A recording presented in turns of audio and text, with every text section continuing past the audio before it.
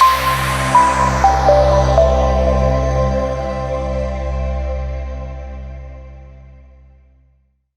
would now like to introduce today's presenters. Banushi Malhotra is a practice director in Everest Group sourcing and vendor management practice. In this role, she advises clients on maximizing value through their supply-based engagements to obtain cost, business, and operational benefits.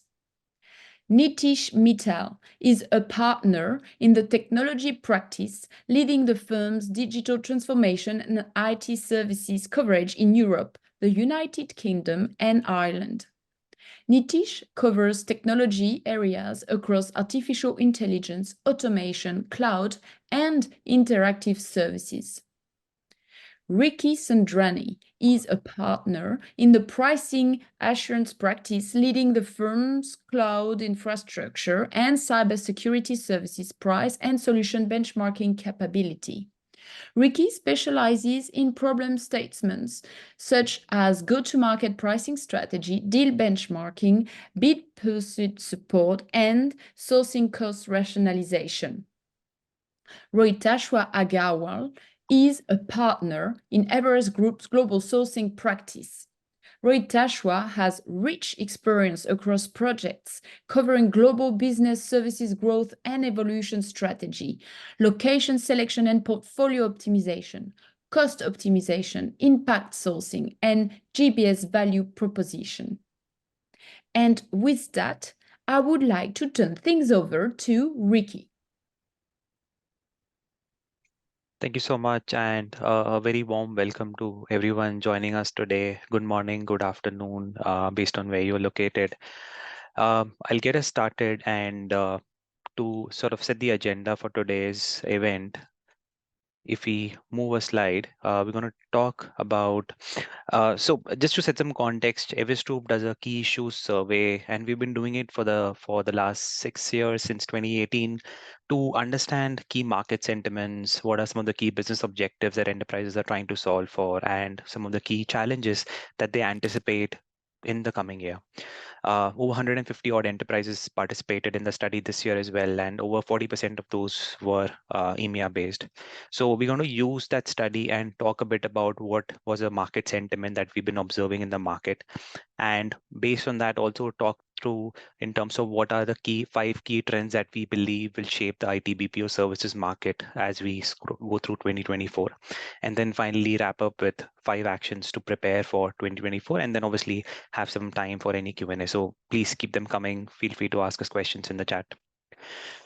To get us started, at an overall level, if you think about the enterprise sentiment has been pretty upbeat, and we also tried to compare in terms of what does the enterprise sentiment look like for specifically for EMEA enterprises versus the global ones. So the sentiment is quite positive. EMEA enterprises nearly just 15% believe that's going to be a tough year, but the rest 85% believe actually that is going to be a sort of similar as last year, or in fact it's going to be better than expected. This is also sort of, if you try and corroborate this with some of the results that we're seeing from some of the top IT outsourcing providers, the likes of TCS, Infosys, HCL Tech, for them as well, Europe seems to be stealing a march over the US market. The growth percentages for them the Europe seems to be growing at a much faster pace for them than US. So within Europe, of course, UK continues to be amongst the largest markets. So it seems very positive at this stage. If we move on, generally, if you look at what sort of things are enterprises in EMEA expecting the things to be challenging and what are they upbeat about, generally, I think enterprises in EMEA are a bit more concerned about the geopolitical environment and global macroeconomic conditions. I think some reasons being obvious, the geopolitical one, because it's much closer to home for us versus some of the others. Generally, compared to global enterprises in EMEA are a bit more negative, a bit more pessimistic about the global macroeconomic conditions as well. However, not all is lost. If you look at the bottom, there's a lot of optimism in the market about evolution and adoption of new technologies. And of course, we will spend some time discussing it in the subsequent part of the webinar. These percentages for EMEA enterprises are even better than the numbers we saw at the global level. For example, there's a lot of buzz about adoption of generative AI, which we'll also cover during the subsequent pages. Having said that, I think I'll hand it over to Nitish to talk us through in terms of what are the five key trends that we believe will shape the IT BPO services market through 2024. Absolutely. Thanks, Ricky. And you're right about the sentiment. And, I'm also cognizant of the fact that we are talking in a week and over the last few weeks where more economic data is coming from a lot of geographies and it's giving us a renewed sense of where the market's headed. But having said that, while that's the macroeconomic backdrop, the real focus we want to have in the next few minutes is on what we believe are the five principal trends that will shape this market, the IT, business process, engineering services market, what we call global services in 2024 and potentially beyond. So over the next 12, 18 months.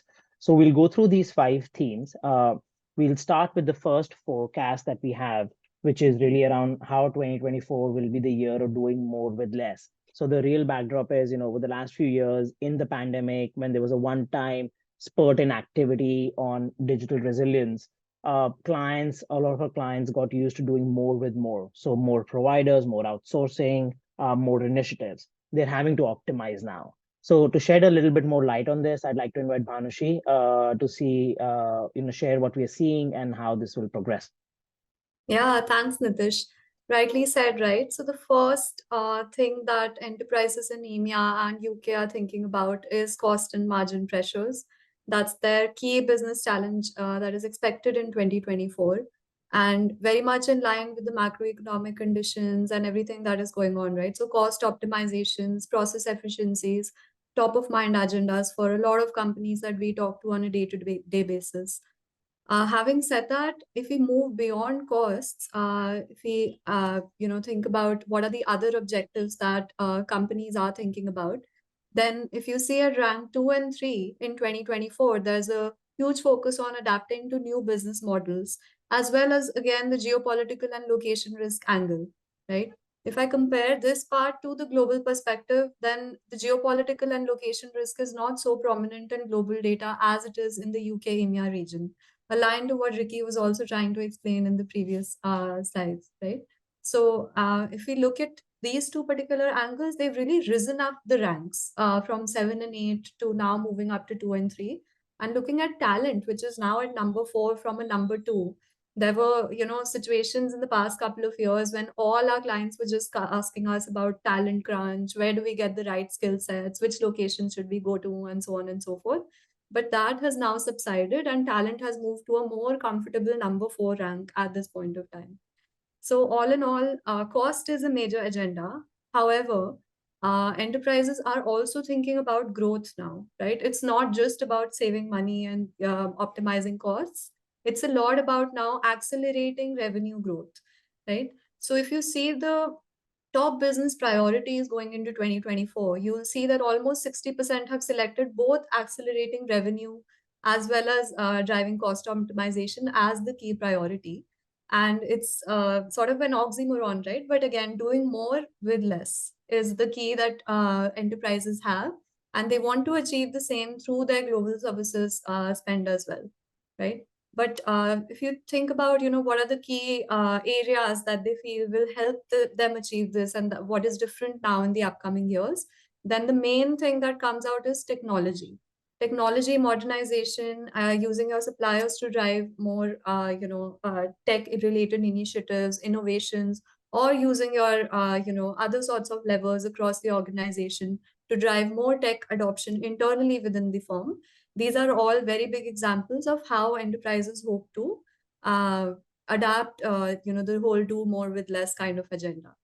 So with that, I think what we'll jump into now is try to give you a whole view of the IT/BP services market with our second forecast. Nitish, do you want to talk a little bit about that? Absolutely. And before we, bias the audience by sharing our own forecast, we'd love to hear from them. So this is, I think, an apt time to go with our first poll. So we'd love to hear from you in terms of how do you think the outlook for the global services market will look like in 2024? You'll see these options pop up, and I think the responses are coming in thick and fast. While that happens, I think the poll will be open for a few more seconds. Rohit, let me invite you on, and where do you think the audience will land? Which option are you rooting for? Thanks, Nitish. And I have a slight advantage of looking at the data that is pouring in.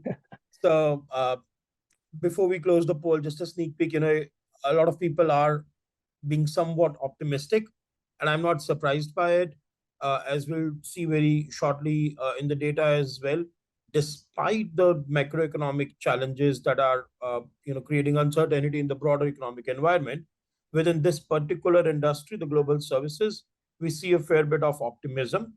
And a lot of it makes sense because this is also driven by the number one pressure that Bhanushi talked about, which is the cost concerns.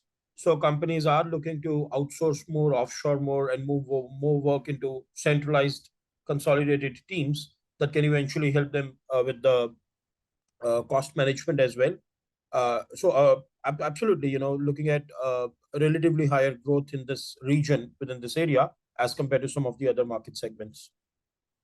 Yep, I think that's a great point, and you're right. I think 2/3 of the audience is with you, and it's a significant number that we have attending today. I think what we are also hearing, and I think as people think about this being somewhat optimistic, a lot of the sentiment that we're hearing from clients is, are we bottoming out anytime soon?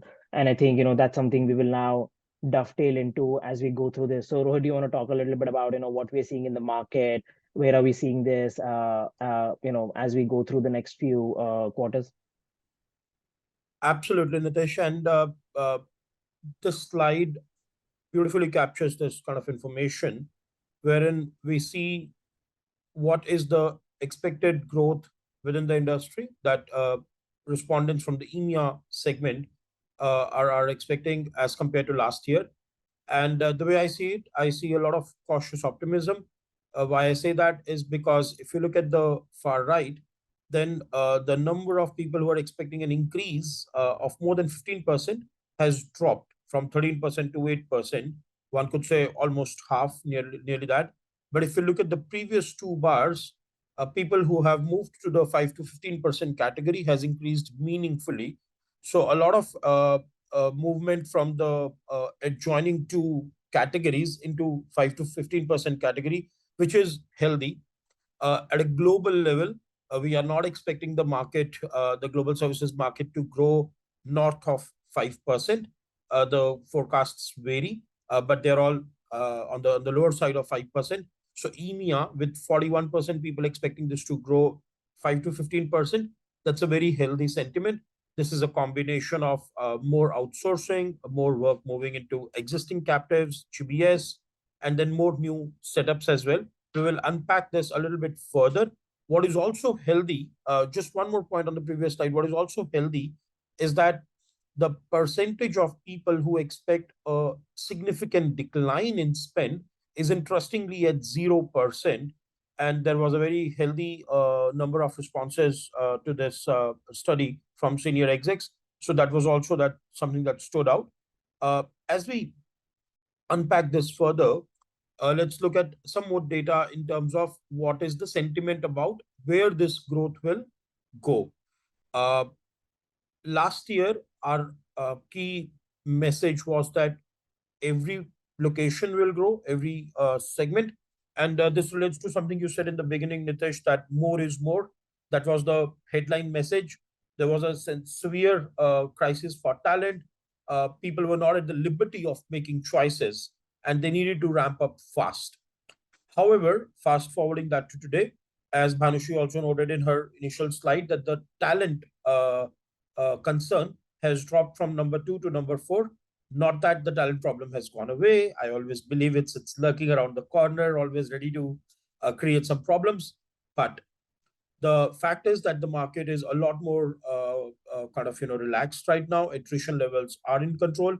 As a result, we see that combined with the cost pressures are pushing the growth expectation into offshore markets 8.2%. And do bear in mind the fact that the base of that market is larger as well, given the entire offshoring that has happened in the last 2 to 3 decades.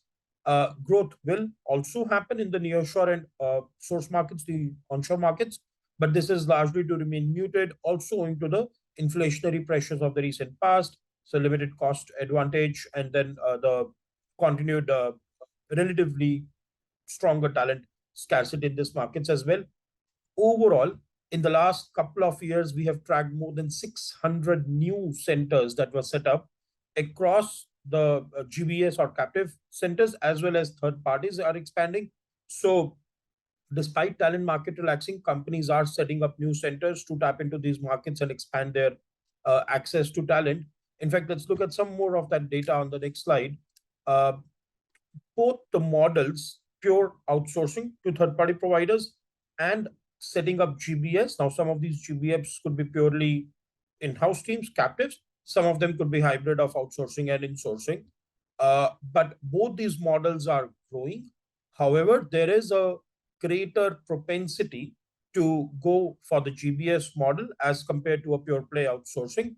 But I want to clarify one thing, that the overall pie of the global service is expanding, and both outsourcing and in-house teams are growing with a slight greater growth in the in-house captive model. What is also interesting is that as this happens, GBS stakeholders are emerging as a key buyer of services from outsourcing third-party companies as well. In fact, on the next slide, we saw a very interesting trend is that in the last 5 years, the need to use a provider to set up a GBS model, or especially those offshore nearshore centers, has increased substantially, particularly in the last couple of years as well. Now, this is driven by a few factors as well. Last 5 years have been a period of turmoil, starting from COVID. Even before that, there were some trade wars and macroeconomic pressures. But since COVID, and then the talent war, and then the other wars, the situation has been pretty tough.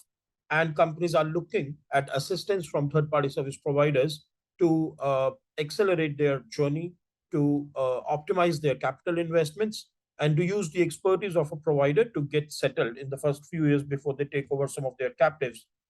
At the same time, on the previous slide, while the data said 50% are leaning towards GBS, which was much higher than those leaning towards outsourcing, it is important to recognize that today we track more than 8,000 companies that have GBS model, and there are probably more. So not everyone is running a healthy GBS.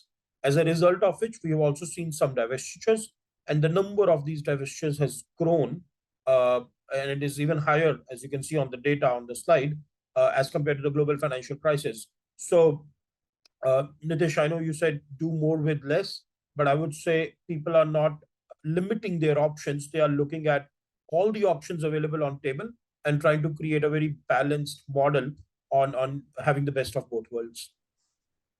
Yeah, no, I think that's an interesting point. And when you say do more with less, I think what we are also picking up from clients is the desire to be more productive, whether it's in terms of the relationships that they have or productivity of contracts, and how do they measure productivity of their own people, which I think is a good segue into what we'd like to offer people on the webinar today, which is a complimentary access to our report on generative AI, which has one of the big elements we're seeing where people are implementing Gen AI is really on improving productivity.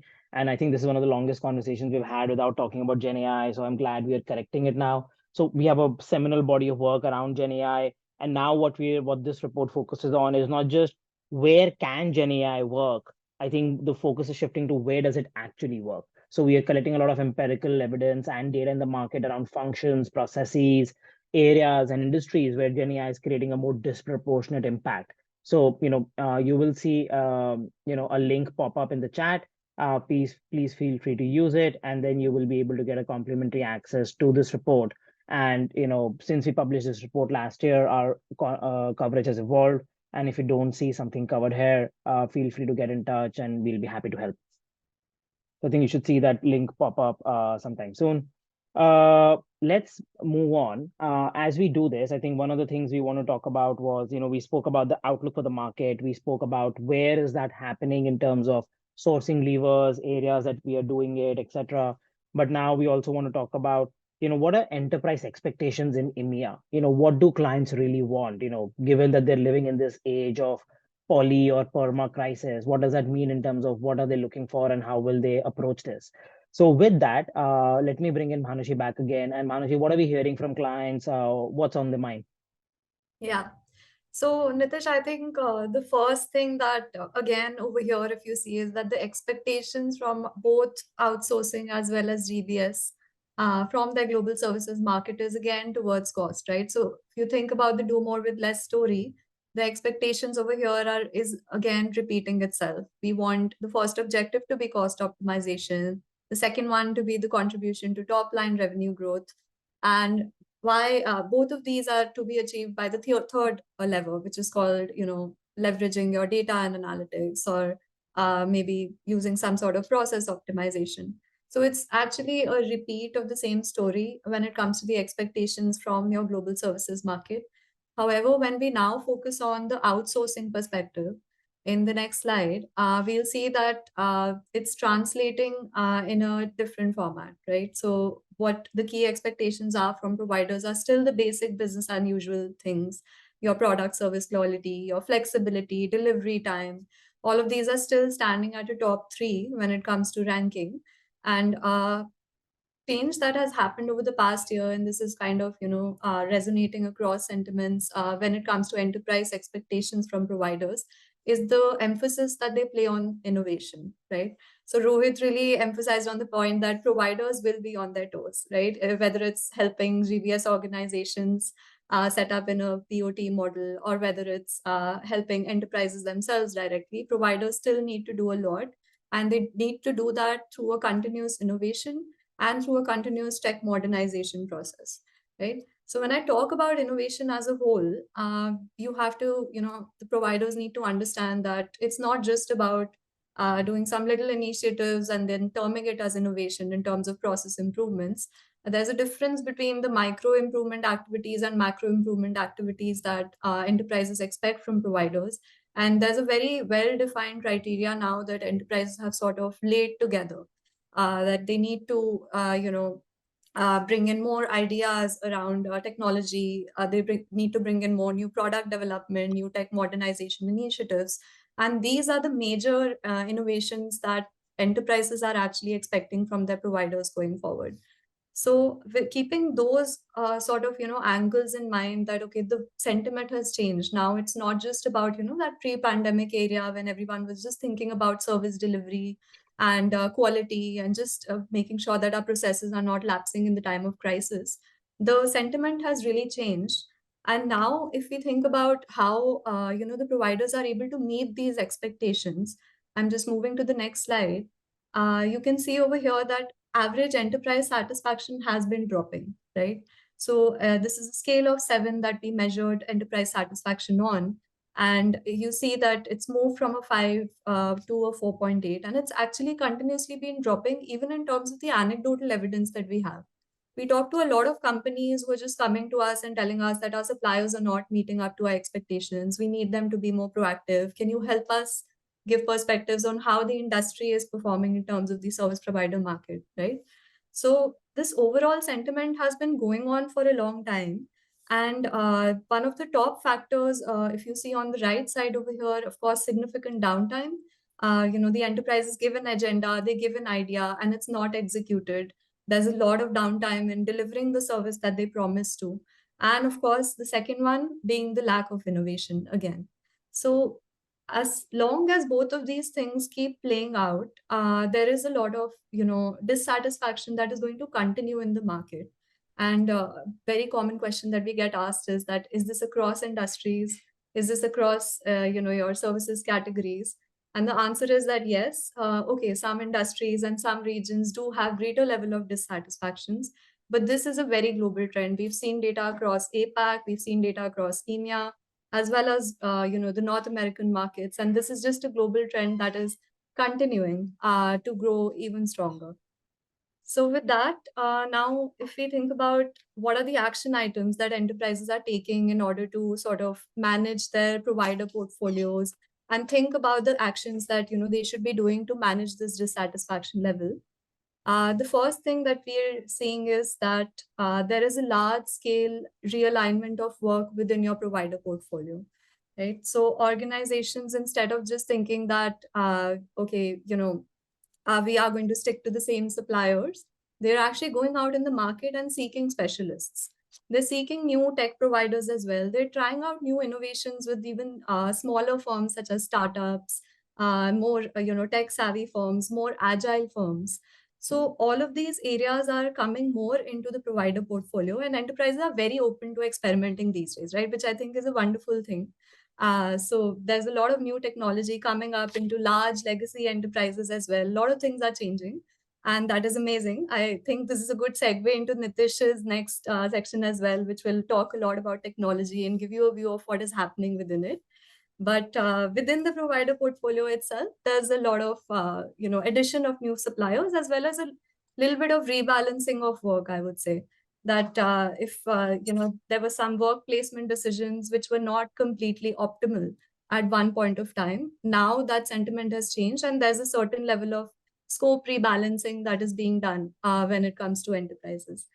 So if you see, I mean, the data over here, 63% are actually making changes to the service provider mix, right? Whereas the consolidation on the rightmost of the slide, that has really reduced. When you compare data from 2023 to 2024, only 10% are now thinking about consolidation or rationalization of the portfolio as a whole.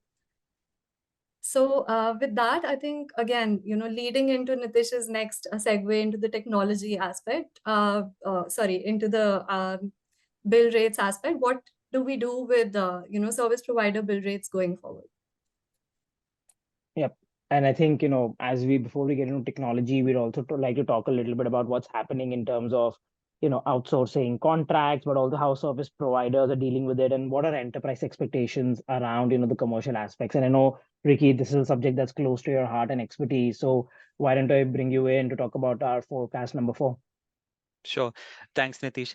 I think similar to what the responses that we got from our global enterprises in EMEA as well are sort of exploring other levers to create financial impact, right? So they're not just looking at renegotiating or assessing their bill rates, but also looking at, okay, do I really need this recalibration of scope, as we call it, right? Can this work be done from offshore? Can I optimize my resource pyramids a bit more?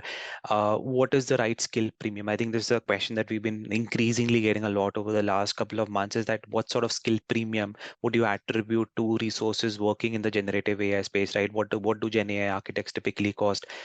Change in payment terms, given the persistently high inflation, given the persistently high interest rates in the market. There's a general question that has come to the fore in terms of from enterprises asking is, do we agree to sort of shorter payment terms, or should we ask for longer payment terms, given that the interest rates are pretty high in the market even now?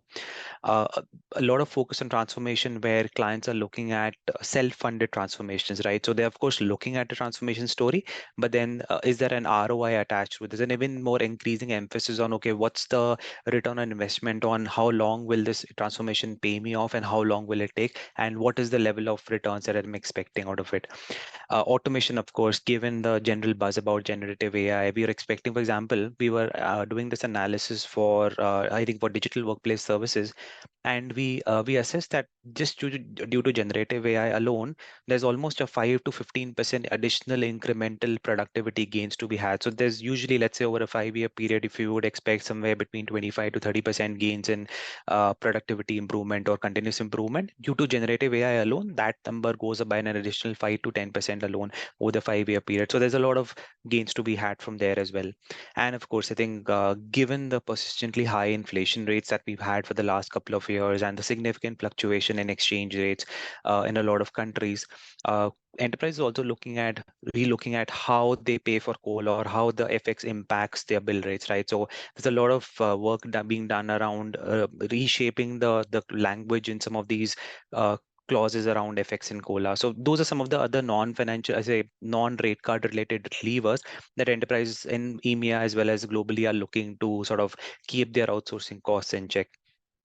If we move on, I think one thing is pretty clear, and this was true for even for the global study, is that enterprises generally it's going to be a very hard conversation basically to get enterprises to agree to bill rate increases this year. So unless you show a lot of value and this is for a service provider friends, unless you show a lot of value on the table, it's going to be very hard to just go and ask your client for a flat bill rate increase. And that's what the sentiment also reflects. They're okay with a marginal increase to agree to the inflation related changes or COLA related changes in their contracts, but anything more than that is going to raise a lot of questions and is going to see a lot of pushback coming in from enterprises.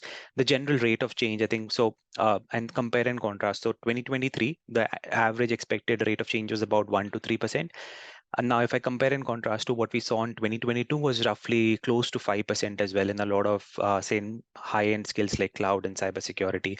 In 2024, this is going to further fall apart. So it's going to go from -3 to 0%. It might go up to 1 or 2% for some of the more high-end skills, but largely it's going to be remaining very flat, or in fact, go down a bit for some of the more commodity skills as well. So bill rate increase is going to be a very hard conversation to have this year. That's why emphasis is on having some of these non-rate card related levers that we spoke about in the earlier page to keep your outsourcing costs in check, and making sure that the providers' costs are also in check. So, yeah. Yeah, Ricky. And I think even if you compare this to the global perspective, it's quite similar, right? If you look at the 2024 range of what expected bill rates can providers expect, it's again in the -1 to 1%, like Ricky pointed out. You can try for a little bit, but you have to showcase a lot of value. So that sentiment is sort of across the globe, but it's interesting to see how it's even lesser in UK, EMEA, right? So it's getting tougher in the region if we have to come to a regional perspective in that sense. It is. It is. In fact, one thing that I missed to talk about is a lot of emphasis from an enterprise perspective, a lot of emphasis on changing to alternate engagement models. For example, traditionally, if you think about it, a lot of outsourcing contracts are based on a traditional time and material or staff augmentation side of a contract, where you pay for the number of hours any resource puts in. So instead of that, enterprises are now looking at putting in more accountability on the service provider, where you move from a time and material to a managed services or more outcome driven model. So there's a lot of focus in BPO and IT apps and IT ADM. So there's a lot of emphasis on moving away from these traditional time and material models to have the service provider take in more accountability. So that's an interesting shift that we expect to observe over the next couple of years. Yeah. Right. Just moving on. So Nitish, you want to talk a bit more about technology and Gen AI, please? Absolutely. We are zipping past content very quickly. This is the last part of our 5 forecasts, and after this we'll have some implications. So let's talk a little bit about where are we seeing the application of this technology happen. And we spoke about productivity already in the early part of our discussion. Resilience is another key aspect as enterprises and clients get used to this perma crisis world that we are now living in. And then we'll talk a little bit about what we're seeing in Gen AI. Now, if you look at the key issues survey that we've been talking about, we ask people around their top areas of investments from a digital or a next gen technology standpoint. And the usual suspects that you see, whether it's cybersecurity, cloud, advanced automation, are not necessarily surprising. Gen AI made a sparkling debut last year, which I think, given anybody who's been looking at this since the 30th of November 2022, when ChatGPT came in, it's not a surprise. So Gen AI is top of mind for people. I think one of the big questions we were seeing in the early part of Gen AI journeys is clients wondering, is this real or is this another fad? Should I care about Gen AI, or is this like the metaverse, which will go away or will have a very specific set of applications, not as broad based? What we are now seeing with clients is most clients realize that this is much more broad based. Yes, the technology needs to be safe and cost effective, but for a lot of use cases, it's ready for prime time. It's just about where do you deploy it. So the first 3 or 4 months, I believe, clients were figuring out should they care about this or not.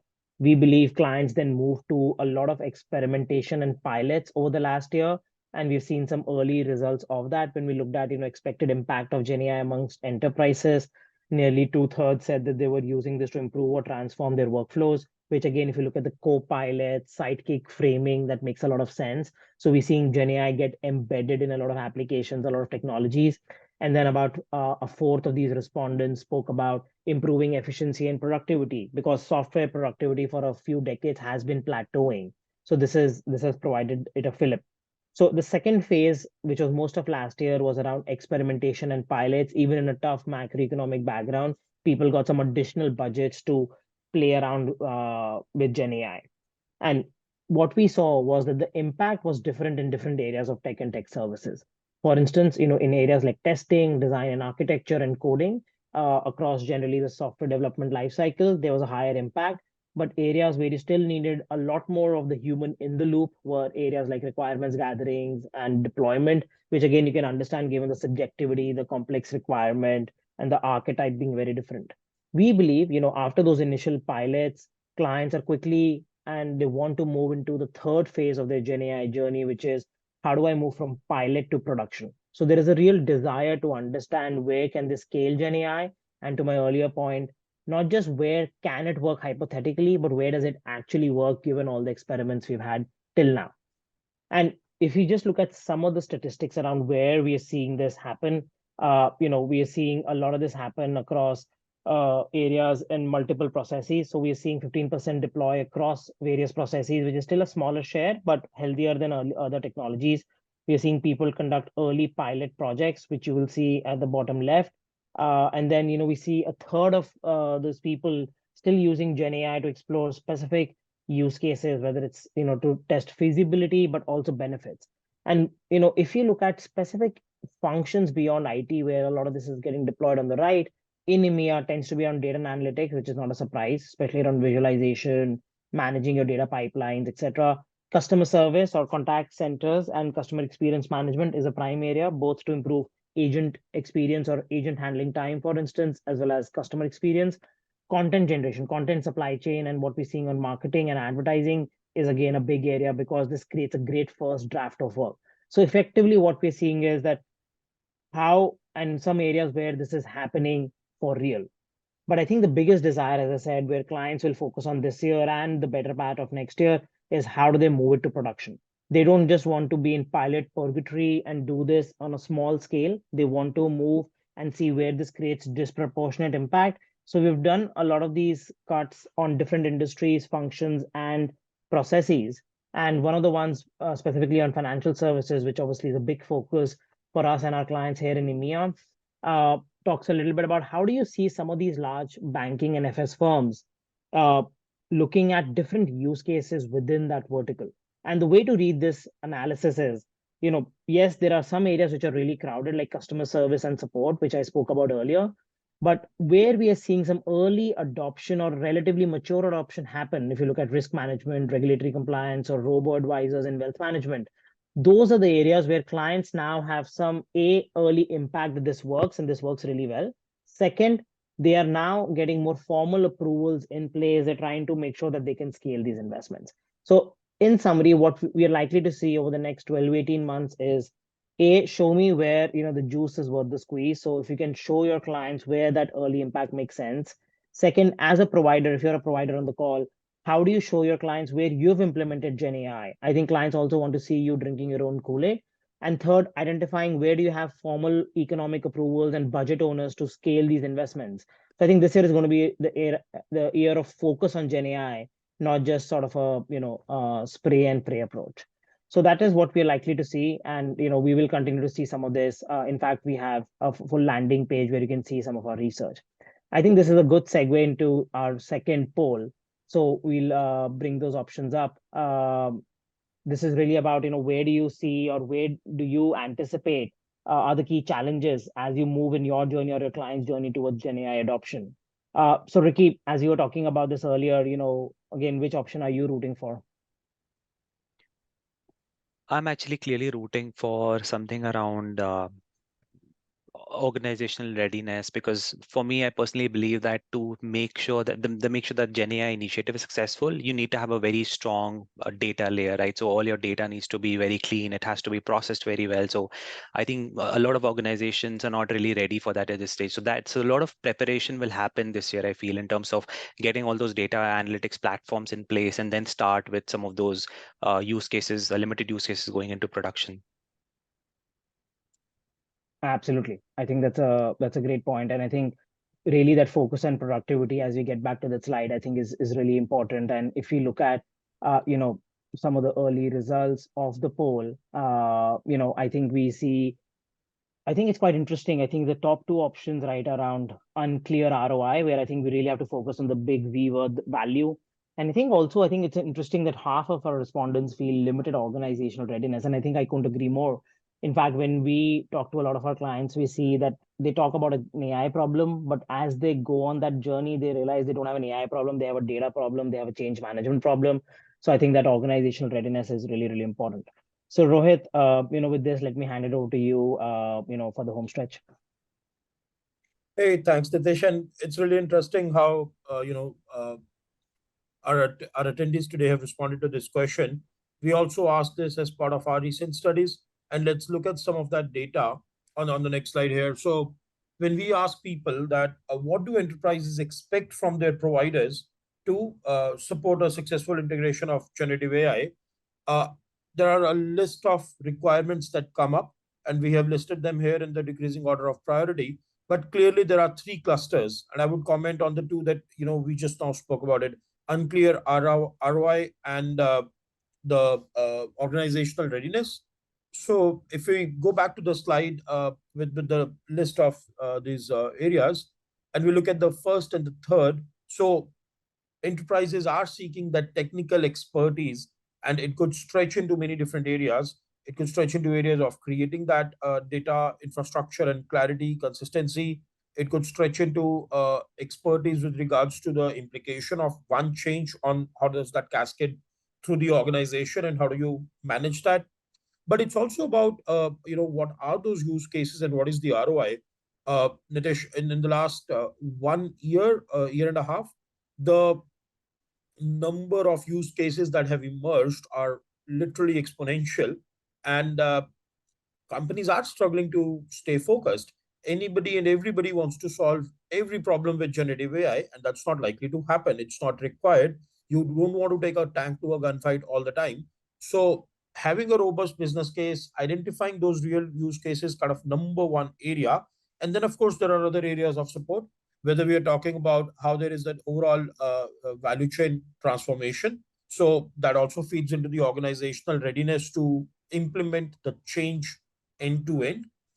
Then, of course, the lower intensity requirements cover the things around monitoring and optimization of the systems, training of the workforce, and kind of support on integration of some of these solutions. So net net, helping identify the right use case, build the ROI, and provide the technical expertise to accelerate implementation end to end within the organization.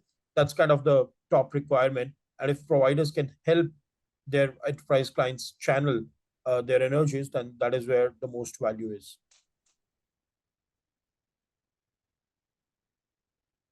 Excellent. I think I'll take it away from there, and probably as we sort of take this to conclusion, we want to summarize it with 5 key actions to prepare for as you head into 2024. And I think we touched upon a lot of things, right? For example, capitalizing on a global service delivery model. If you're not already on the bandwagon, think about it both from, and I think Rohit touched upon it earlier, right? So the pie of share of whole global service delivery model is only going up. There's a small slight bias towards GBS, but either way, either GBS or service provider, the global service delivery model remains very intact and remains very strong. And if you're not already on the bandwagon, do join it and look at it as a value add.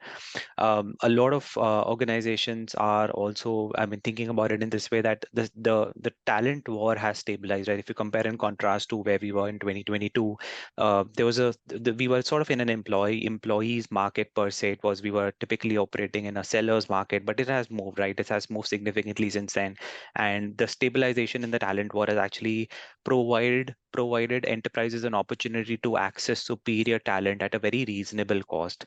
So treat this as an opportunity to actually build upon your capabilities and your platforms.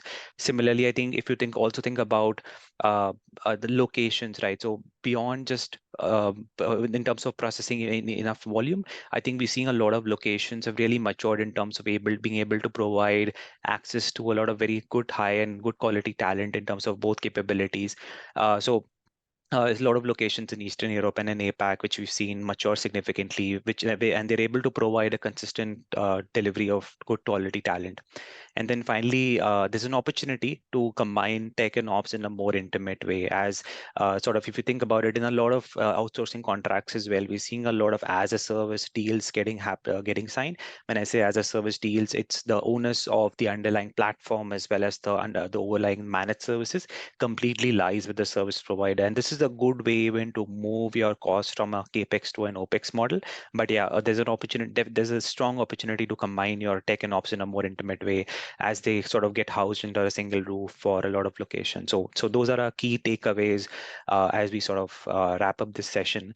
And then I'll also want to sort of throw the floor open for a lot of questions that we've sort of been receiving in the panel and hand it over to Rohit to start taking some of these questions. Hey, thanks, Ricky. That was a helpful summary.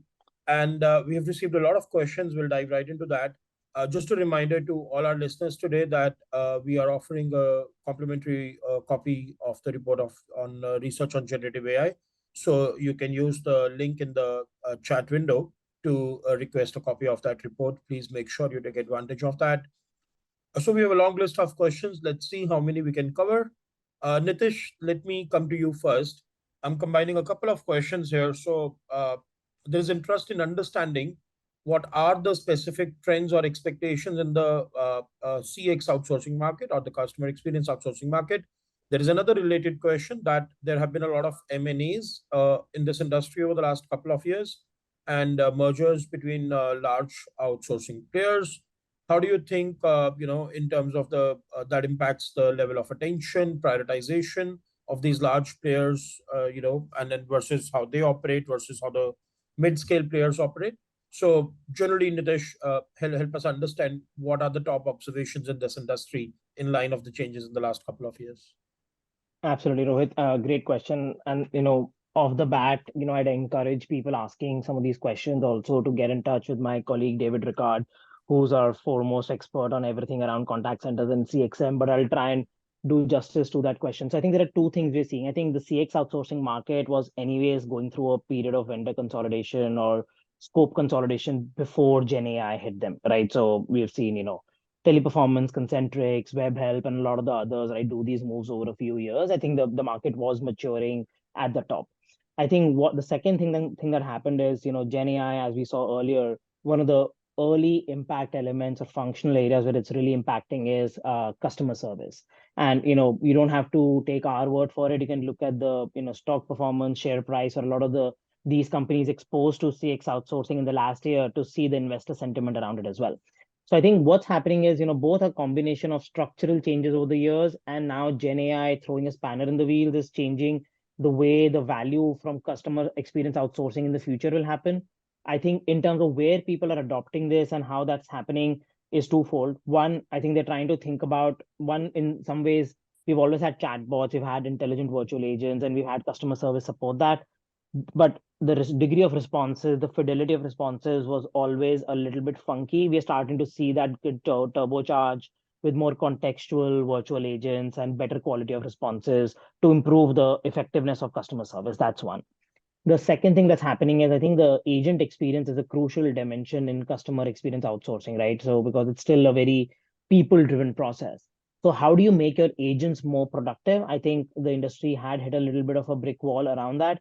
So a lot of the Gen AI use cases we're seeing around that space is also around internally how that agent experience and productivity, the ability to triage different information and give a customer a better response, the ability to handle a call more cost effectively, quickly. I think those are the two areas where they're trying to focus. Hey, thanks, Nitish. Very helpful. And yes, request people to reach out to Nitish, David Ricard on for more details on this. Ricky, let me come to you next. Now, this is a tricky one, but I would love to have your inputs. Is what percentage of buyers in Europe do you think have really matured in extracting the value from outsourcing contracts? So how mature do you think this industry is, and are people squeezing the maximum value from their contracts? I think a very interesting question, and it's something which is very debatable topic, but I think I remember a research from a couple of years ago, specifically around what percentage of clients actually are getting most value from their outsourcing contracts. And I think if I remember correctly, it was close to 30 to 40%. I think, and it wasn't surprising to us given the fact that a lot of enterprises tend to miss out on a lot of levers which can actually potentially impact their outsourcing costs in very meaningful ways. For example, things such as, I think I spoke about it on some of the points around things such as how your COLA or FX clauses are structured, things around how the pyramid, for example, if you start with a deal, the pyramid is very sort of bottom heavy, but as you sort of move through a 5-year deal, it becomes sort of a diamond shaped pyramid, right? So you sort of are paying for more expensive, more senior tenured resources, whereas it should be the other way around, because ideally, as resources work on a particular contract, they tend to become more productive. So you should be able to replace some of the work from being done by more expensive resources being done by low cost resources, as we call it, as shift left in the industry. So there's similar to those. There's a lot of levers that enterprises are not effectively using, and I think I would say somewhere between 30 to 40% is the maximum number I would believe that enterprises are truly extracting enough value from their outsourcing contracts. Got it. And Bhanushi, if I might ask you, to chime in, and also you have been tracking the satisfaction, with vendors, also fairly regularly, and I'm thinking if that also helps understand how many of them are feeling really satisfied, which means they feel they are getting the right value. So what do you see from your observations, Bhanushi? Yeah. So in terms of satisfaction levels, Rohit, I mean, I feel that, enterprises, again, the expectations that they have are not being met, right? And in terms of that, the actions that they're taking with respect to outsourcing engagements is that the tenure of contracts is also changing over the years. So if we had very long-term engagements in the past with respect to outsourcing, now the tenure has reduced to shorter-term contracts because they are getting more experimental in their approaches as well, right? So there are results of the low satisfaction levels, and that is translating to a lot of different maturity levels within outsourcing contracts, different tenures within outsourcing contracts, as well as introduction of new clauses within the contracts itself. So Ricky spoke a little bit about the type of measures you can introduce and all. There's also more focus given on innovation related aspects, right? We've been talking to clients who want to get their providers to include more innovation clauses within the contracts, and not just talk about it as a whole in terms of, that, oh, we will bring about ideas and just that type of KPI will be there, but you have to actually track it to the outcomes that you're able to get for the contracts, outsourcing engagement as well. So these are just some of the changes that we've seen happening over the couple of years. And enterprises are investing very heavily into these areas. They have these playbooks, they have governance communities, they have steering communities. So there's a lot of investment from the enterprise side. Let's see how it's going to translate on the provider side and how they're able to actually match up to it. Thanks, Bhanushi. I see a fair number of questions pouring in. So let me take the next one myself, which is around which locations are companies exploring to set up multilingual hub or manage multiple languages at scale. I think it also depends on the languages where you need support. But for a large number of European languages, Ireland, for example, continues to be one of the hubs, but there are many more options. And it also depends on where is your network concentrated, which markets are you looking to serve primarily versus incrementally. But in addition to Ireland, Poland has been one of the large multilingual hubs. But what we have seen is a fair bit of maturity in those markets, and companies kind of scaling up in other locations or expanding to other locations as well. For example, locations like Romania particularly saw a lot of spike in activity in the last 18 to 24 months. At the same time, up north, the Baltic regions, the likes of Lithuania or Riga, also saw a fair bit of this activity. What is interesting to note is that it is not just about where you have language skills, but also what are the functional domain industry expertise that companies are looking at. What is the cultural intimacy, geographic intimacy with those locations? Some of the companies have taken this work to Middle East and African regions as well. So we have locations in kind of Congo, Morocco, Kenya, Nigeria popping up. Sometimes a mix of select location coverage. Some of the Spanish needs are sometimes also moved to Latin American centers if there is a large regional need in that market as well.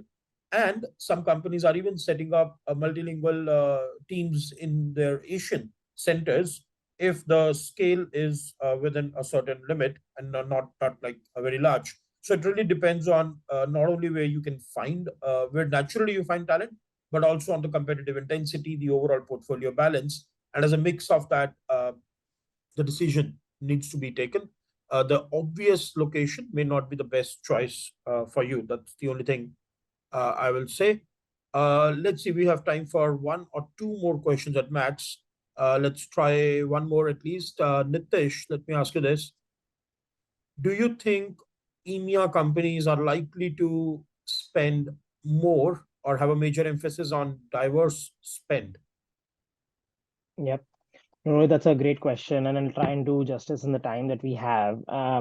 So the short answer is there is more focus in EMEA on diverse spend. And for the audience, what we're seeing is when it comes to diverse spend, one is your classic stack of what's called impact sourcing and a full body of work on our website around that. But also, how do you use that not just as CSR or historically what's been seen as cost, but how do you do it with a strategic advantage by using suppliers from minority backgrounds, the BAME community here in the UK, female-owned businesses, and there's a whole spectrum within that. So the short answer is there is more focus on diverse spend. I think the two things we're seeing which are interesting in that landscape are the following. One, the fact that people are now focusing on measuring the performance and not just doing it because it's the right thing to do. They're also understanding that, hey, this is a strategic advantage. For instance, when it comes to accessibility of applications, designing experiences which are more accessible to a wider range of their end customers, if they have suppliers which also mirror that helps them a fair degree. We are seeing this in areas like mobile app development, UI, UX, because we often have conscious and unconscious biases. So one is, the fact that this makes more business sense as well. It's not just a part of, community outreach. The second is making it bi-directional. So large enterprises are also, they are using these, diverse, they are trying to make sure that the spend with suppliers is more diverse, but they're also trying to give back by making sure that they're training, putting investments in community so that community itself mushrooms and there are more suppliers or the capability improves. So I think we're seeing those two trends in EMEA, especially given that some of the markets are smaller, more socially driven, and the social nature of business is slightly different, let's say, to North America in some of these areas. Hey, thanks, Nitish, and completely relate to the point you mentioned, during the time I spent working on impact sourcing, especially the work which was happening in African region back in 2014, 16, 17. One of the key aspects was that the business case needs to be at the front of your strategy and the social impact follows. With all the pressures that organizations have, they really struggle if there is a lack of a strong business case.